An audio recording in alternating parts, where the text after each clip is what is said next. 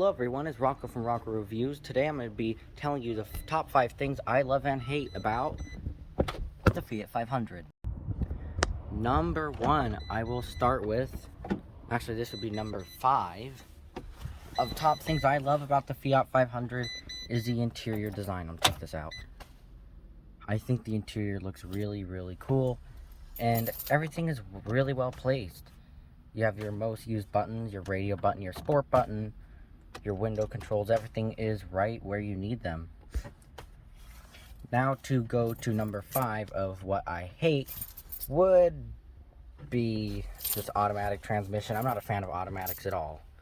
It's just, that's just how I think. I just don't like automatics of any sort. It is better than what you get in Europe, but nothing beats the 5-speed for this car.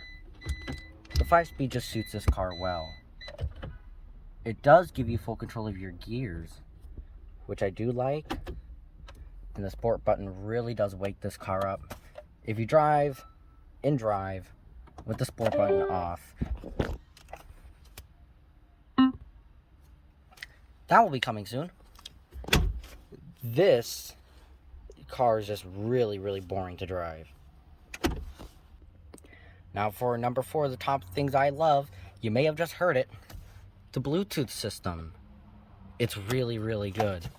It doesn't have Bluetooth audio streaming, which did have me slightly disappointed, but it does have iPod connectivity, so it can play playlists and sort through your artist on iPod shuffles that do not have screens. And you just use the little buttons on the back of your steering wheel to control them. And these are not paddle shifters, these are radio controls. Okay, now for number 4 things I do not like, and this is related to only the 500 pops, and that would be the steering wheel. It is really nice to hold. You do get decent grip, but it wears down so fast. And everyone says it's leather, and it's not leather. This is a urethane material, and it's not really nice over time. It does have nice stitching, I will say, but it does get a little slick from oils from your fingers, and it scars up really easily. And I don't like that. I think if they put the leather material like what's on the seats, it would have been really nice.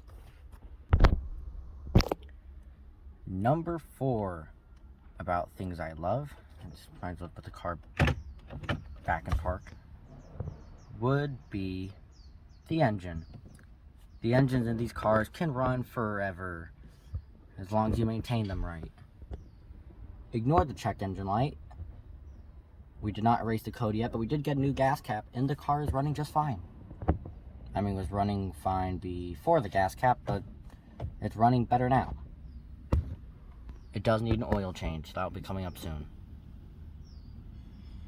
As you can see, the mileage, almost 60,500 miles already. Pretty good. This car's been really reliable, engine-wise. The engines on these cars, they've been building them since the 80s. They can run forever and ever and ever. And that leads me to number 3 of what I really like about this car. You just have to spec it right. Would be the 5-speed manual transmission. Those transmissions can also go forever and ever and ever. And they'll easily return you over 45 miles per gallon on the highway and easily over 30 in the city. And the automatic, unfortunately, will not get you that. As you see, only 26.1 miles per gallon, but this car is not driven very conservatively, so gas mileage does drop. You could get it up to 40, but you really have to be using the cruise control, because no matter how steady your foot is, this car always really wants to take off. So cruise control does help you get better gas mileage, but it's not the same as a 5-speed manual, and mainly that's because of how manual transmissions are built. You can't get around that. The way they're built, they're more efficient, and it's like that for most cars. But in today's time, most automatics will give you better gas mileage than manuals, but in this case, no. Now for number 3 of what I don't like, and this is another video coming on this soon, are some of the quality of the materials in this car, and the armrest is one of them. Now they're not built all that well, but as you could probably hear behind you with some saw noise, my mom is trying to fix the armrest, so that'll be coming in another video.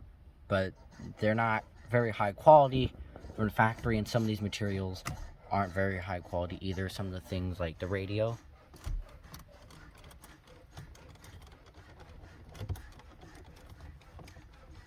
It's kind of well put together, but if you look right here, this gap, there's like a little spot here and right over here. I mean, this car wasn't meant to be very expensive, and the platform's pretty old, but it would have been nice to see some higher quality materials. But this is, after all, just a base model, but base model for the US, and it might just be down to where it's built. I heard some of the cars built in other countries are better built. Excuse the flashing, this is from my camera, but yeah, I would say some of the materials in the car aren't the highest quality. This is well fit together, but this is loose. I still don't know why it's loose, but it's loose. Something tells me it has to do with this alarm system down here that we did not install.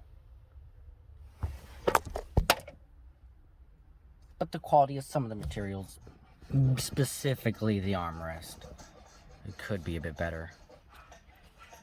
Now for number 2 of things I love about the Fiat 500 is its exterior styling.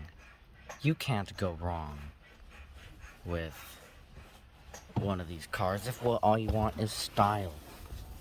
If style is the most important thing to you in this segment, this car is you covered. It really is a nice looking car. Some people call it ugly.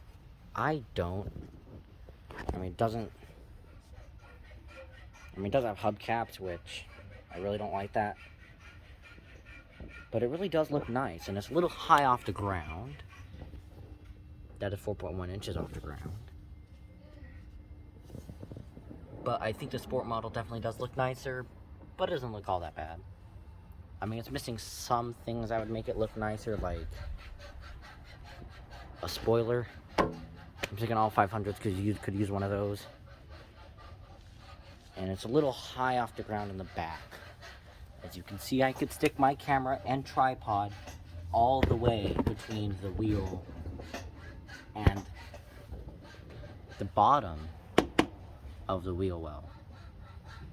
That is easily fixable though. With some lowering springs, you can fix this. Number 2 of what I don't like about this car is, even though I said the engine is rock solid,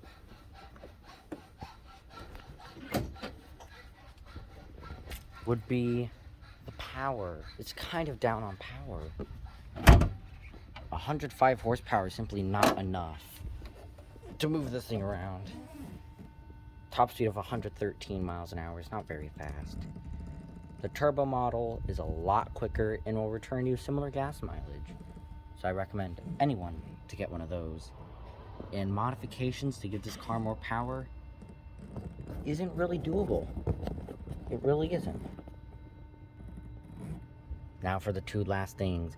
Number 1 of what I love about this car.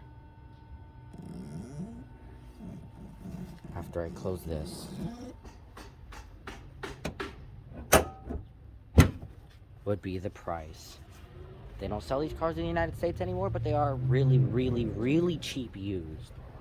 So if you actually want a decent car, you could buy them relatively cheap on the used market. Or for like $3,000 to $4,000, $5,000. These things are extremely cheap.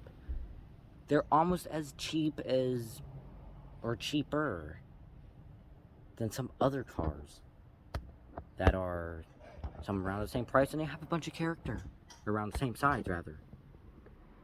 I mean, it's cheaper than a Smart, cheaper than a Mini. Arguably more reliable than a Mini. And they're almost as cheap as, like, Civics. And they're actually decently well built. And if you manage to find one with lower mileage at a decent price, you have a good deal. These cars really are cheap in the US, and if you go to the UK, they're even cheaper. You can buy these things in the UK for £1,500 a piece if you wanted to. These cars are really, really cheap. That'd be the #1 reason why I like them. Now for the #1 reason I do not like the Fiat 500, and is this really going to come as a surprise to anybody? I don't think so. It would be the back seats. They are really tiny. And if you have legs, do not even bother sitting back here. Well, the headrest will stab you in the neck, like really badly. If I sit upright, I have 0 headroom, and I'm only like 5'6", and my hair brushes the roof. It could be a bit better. Legroom is decent. Footroom sucks because, well, you have a tire compressor as an option. You can choose between a jack, which is standard, tire service kit, which you pay more for, or pay even more for a spare tire. And you still don't get a jack if you choose a tire compressor, which I don't like. And it really does eat up foot space, and there's no good place in the cargo area to actually put this. And it takes up a lot of space back here. And if you're going to be in this car for longer than an hour and a half, you should not be sitting in the back seat. It's not really a good place to sit if you have legs. You really need to be short to be able to sit back here. But you do get half decent cargo room if you actually fold these down. So you pretty much just have to drive this car seats down.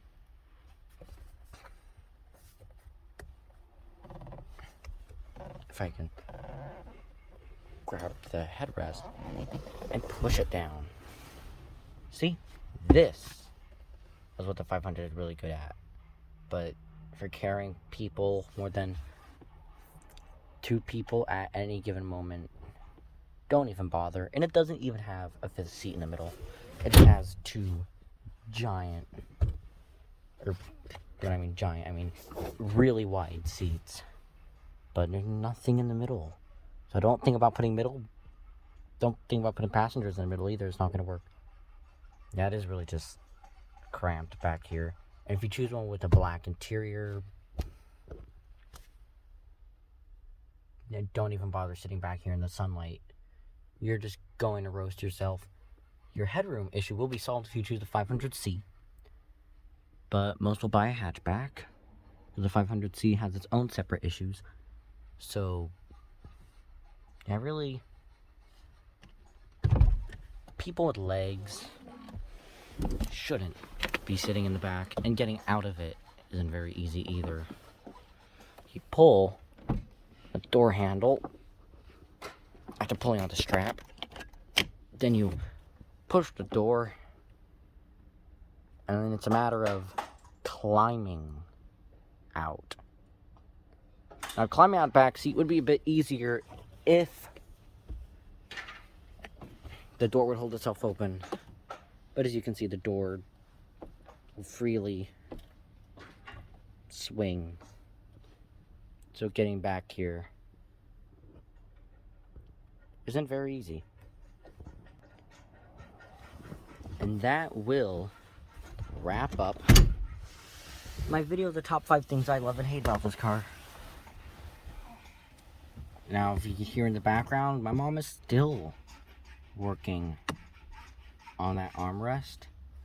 And that, as you would expect, will be its own video again. That will be going up on the Fixing the Fiat playlist. So if you want to see all the videos on this car getting fixed, link to that playlist will be down there. If you did find the video helpful, hit the like button. You don't have to, but if you found it helpful, click it. It'll save in your like video section, so you'll be able to refer back to it later. And if you like my other content, if you want, you can subscribe if you want. There's also a notification bell if you want to see whenever I post new videos, which you also don't have to click. There is a personalized option, so if you really like videos of the Fiat being fixed, that will pop up. And if you like more videos like this, that will be what's in your recommended. Okay, so what you may have heard in the background, my mom may have done something with that armrest. That... oh no. You know how I said in the last video I wasn't so sure the armrest could be fixed? You'll find out in the next video what that's gonna be. Stay tuned for the next one.